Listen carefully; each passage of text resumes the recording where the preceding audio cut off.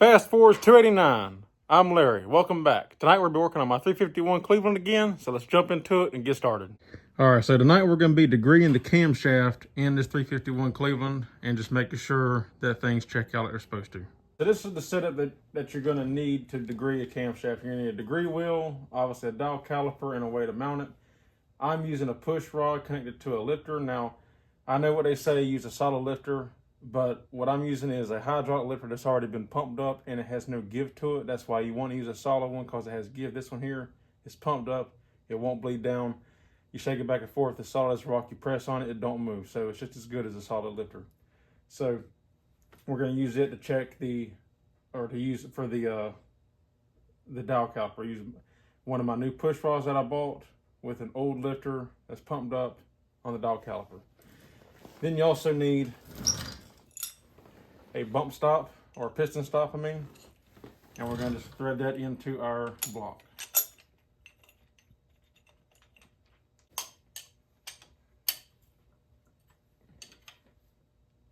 And the reason for the piston stop is to find true top dead center. So what you need to do is bring the piston around until it's right below top dead center, or right below the top of the block.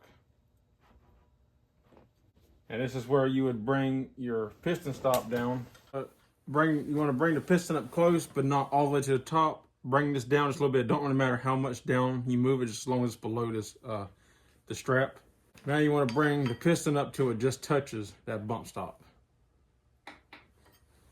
So now I've already checked this, so I know where it's at is good, but just for the sake of the video, I'm going to show you how to find true top dead center if you ain't already got it set up. So you want your degree wheel to be loose. Now for this, it doesn't matter what number you put it on. You can put it on any number you want to start with. You know, I know for this one it needs to be on 20, but what we'll do is, so you put any number. We'll just put it on 30 and line it up exactly with the pointer. So we got it on 30. Now let's move it around, and it should be 30 on the other side.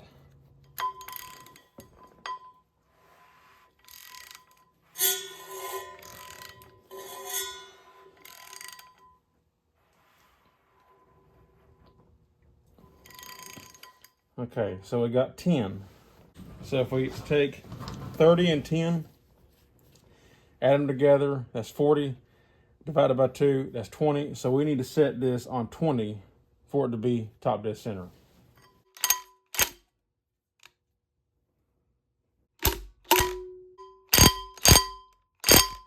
So now we're on 20, and the reason why I got to do it this way is because I don't have one of those special tools to slide over the crankshaft, but this is fine. It works the same, as long as you're dead on the mark. So now we're on 20. Now we're going to rotate it back the other direction just to double check. It should land on 20 in the other direction now.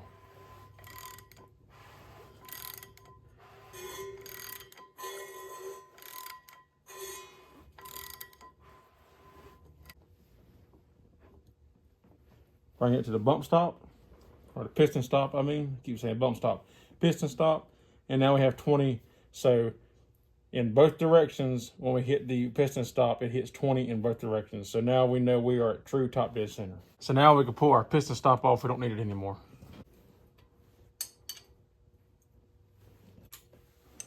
I'll bring this on around to top dead center on our degree wheel.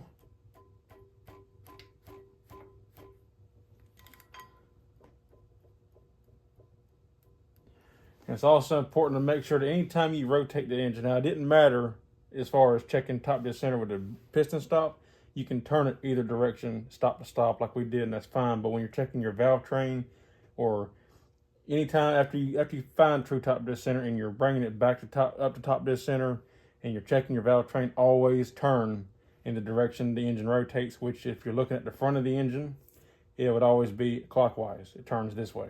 So make sure you always turn the engine this way.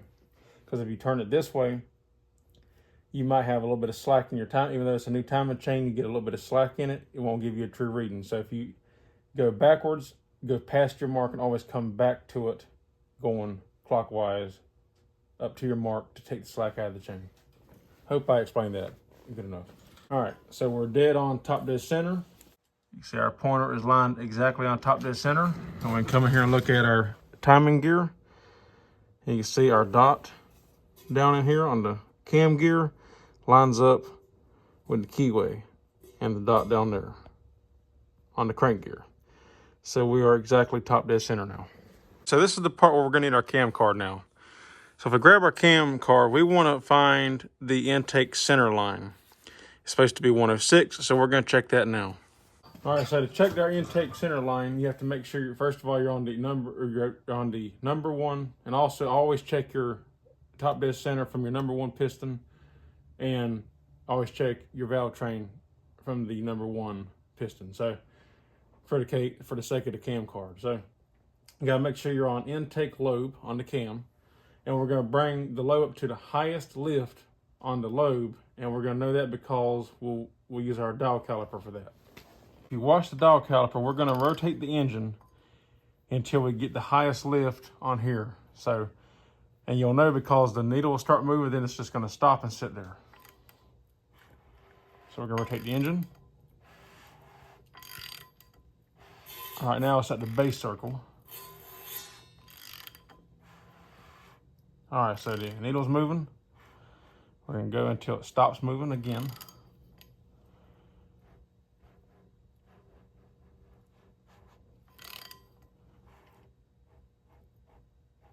Right there. And we're pretty much already dead on zero from where I checked it before. Zero it out real good. And you can see if you come and look at your lifter, it is up, so we know it's on the lift. If it was on the base circle, it would be down in the hole. So now we're at the very top of the lobe is where this is at. So, and like I said, you see how as I was turning it, you'll know if you're at the top because the needle sits still. There's a dwell at the top of the lobe, just like there is with the piston. Where when the piston comes up and the rod always has that little bit of play before it is straight up and down, but the piston looks top dead center, but it could be off to one way or the other. Same thing on the cam. So we know we're at the very top of the lobe. We're gonna go 50 thousandths in either direction to check it. So I always go reverse first, and we're gonna come up to 50, go past 50 on the gauge, and come back up to it. And according to this, I have right at 59.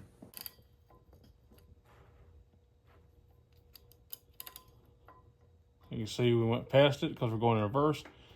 And like I said, we'll bring it back. Dead on 50. Come down here and look at our pointer. We are right there on 59. So we're gonna write that down.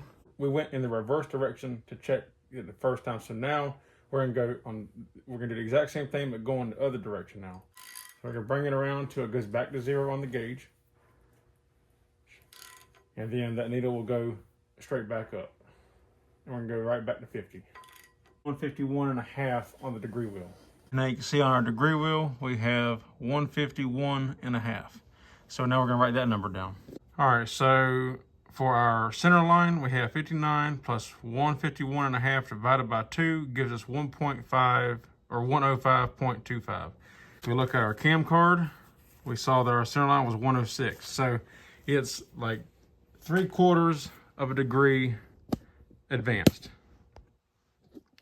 Because 105 comes up as the engine's rotating, 105 comes up before 106. So it's actually almost a full degree advanced, which is fine, because as this engine wears, this is a new timing chain, and as it wears, it will get a little bit of slop, which will basically retard it down to the correct 106 anyway. And I said that close, you can't really fine tune that anyway. You're clutching at straws. So that's pretty much perfect exactly for what the cam card says. So now we can check our duration. So if we go back to the cam card, we can see your duration at 50 thousandths should be 203 intake and 216 exhaust. We're not gonna worry about exhaust, just check the intake. Show you, like I said, this is intake lobe, and then this is exhaust lobe. If you're not sure, just take a look at your heads. Whichever valve lines up with the exhaust is your exhaust port, and then whichever one lines up with the intake is obviously intake. To find duration, we basically have to do the same thing that we just did, except this time instead of on the lift, we're going to be at the base circle, which is the bottom of the cam. Before there's a point in the cam where it's smooth and it's the valve or the lifter is just sitting there kind of floating. It's not doing anything. It's just riding along the base circle of the cam before it comes up, bring it up the lift. So we're going to do the same thing with that now. So what we're going to do is we're going to rotate the engine until this finds its dwell again. Rotate it until the needle turns. See how it's spinning right now? So we're going to look for when it stops moving right there. Okay, so let's hit the base circle because now the needle is not moving anymore. You can turn this and see it's not moving at all. So we're going to zero our gauge out here. We're going to move this until that needle moves 50 thousandths in either direction, just like we did before with the lift, except now it's on the base circle.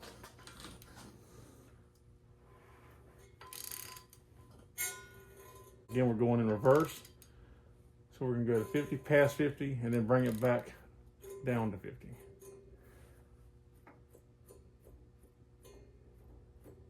So on the degree wheel, hang on, let me bring you in closer. So if you notice on the degree wheel, it would look like we're at 153.5. But what you want to do is you don't, when you're on that 180 side over here, you don't really read these numbers the same when it comes to duration. You would start at 180 and you would count these as 10, 20, 25, 26, and 26.5. So that would be 26.5 on there. So we'd write that number down. Now, if you're on the TDC side, you would read it as it is stated, but over here, you don't want to read it as 153. Like I said, you count back 10, 20, 25, 26.5. And that is for duration only. Whenever you're doing the center line, you read it as it is. Okay, so now we found it in that direction. We're gonna do the same thing again, bring this back to 0 and then come around until it goes back to 50. That needle's gonna sit there for a minute because it's gotta go all the way around that cam until it starts to go back up on the ramp for the lift.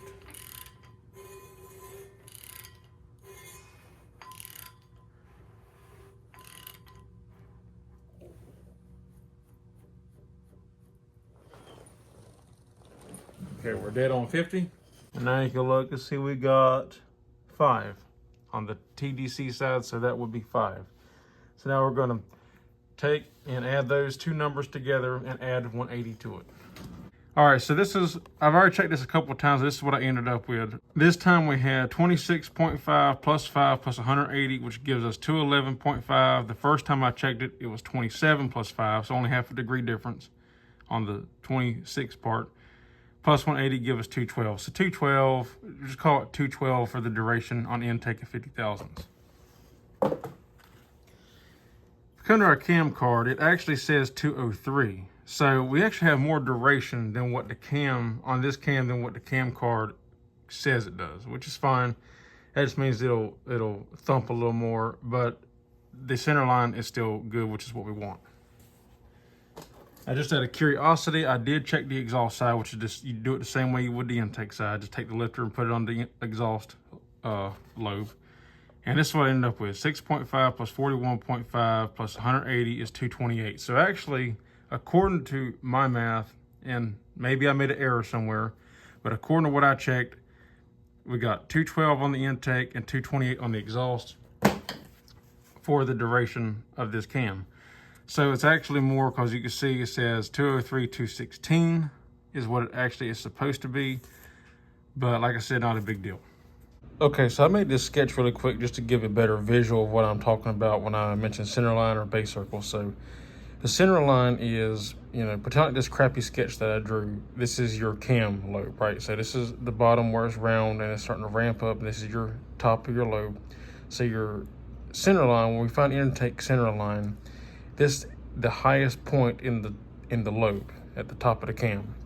When we want to go 50 thousandths, we just go 50 thousandths on either side of the cam. Obviously, you go to one side, get 50 thousandths. This is where you would zero it out, is at your center line. You go 50 thousandths, then you read your number on your degree wheel, turn it to the other side of the cam lobe, get 50 thousandths, and then read the numbers on the degree wheel. And that's how you find your intake center line, which in our case was the 105.25. So when it comes to duration, the bottom of your cam where it's rounded and the needle stays idle for the long period of time is your base circle. So once you get to the base circle, and like I said, your needle on the gauge is not moving, it's basically at idle. This is where you want to zero the gauge out and then go to 50 thousandths on one side of the base circle on the gauge, get that number on the degree wheel, and then obviously you go back to the center of your base circle and then go to the other side and get 50 thousandths and then read that number. And that's how we factor in the numbers that we factored in when you're degreeing a cam. So hope this helps. All right, so, and that's basically, that's all you need to degree the cam. Like I said, the duration part is not a big deal because it'll just give it a little bit more thump at idle, which is fine. I don't have nothing against that. And, but our center line is what's important. Our center line is right there on the mark. It was, you know, almost a degree advanced, which is you're better off advanced than retarded. So that's fine. The center line is perfect right where it needs to be. The duration, according to what I checked, is off. But like I said, maybe I made a little bit of an error somewhere in my math, but I've checked it 2 or 3 times off camera and I come up with the same numbers every time. So, but we're good to go. Now we can go ahead and install our cam bolt and torque it down, which I mean, it's already installed. But I mean, we can actually torque it down now with some blue Loctite and finish putting the engine together. And also note on my setup here, you want the push rod to be as perfectly level as you can possibly get it as you are checking this stuff. That way you get a more accurate reading also. Alrighty, well that's all there is for this video. That's a degree in the cam, and I'm happy to have that done. And actually, with a little bit more duration, I said just make it sound a little bit better at idle than what it does. That's really all your duration does. It is how long it holds the valve open. So, you know, with that, I'm fine with it being a little bit higher than what they call for. That's fine with me. So, but, you know, I don't know exactly how that got off. I don't know if it's the timing chain I got. Maybe, like I said, maybe my math's a little bit off. But regardless, the center line is what's important, and the center line does line up. If the center line was advanced or retarded too much, we'd have to take our keyway and adjust it. Like if it was 4 degrees retarded, we'd have to move it up and advance it 4 degrees to bring it back in line. But it's in line perfectly at 0 where it needs to be, so we're good to go. That's all there is for this video. If you like the video, give me a thumbs up. I'd appreciate it. If you have any questions, comments, or concerns, leave them in the drop box down below. And that's all there is for this one. Until next time, I'll see you on the next one. Take care.